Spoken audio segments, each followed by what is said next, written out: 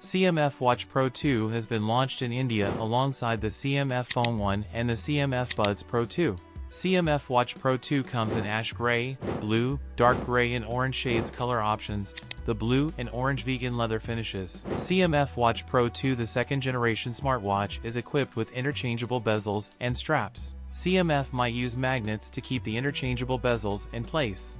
It will come with a 1.32-inch AMOLED screen, with a 60 Hz refresh rate, 620 nits of peak brightness and a pixel density of 353 ppi and always-on display. Has more than 100 pre-installed watch faces. It also supports Bluetooth calling, more than 120 sports modes, heart rate and blood oxygen level sensors and menstrual cycle tracking among other things. The watch packs a 340 mAh battery, and it is claimed to offer a battery life of up to 11 days. The CMF Watch Pro 2 starts in India at 4,999 rupees and $69. That's it for today's video. If you enjoyed it, don't forget to like, comment, and subscribe for more content. Thanks for watching, and I'll see you in the next one.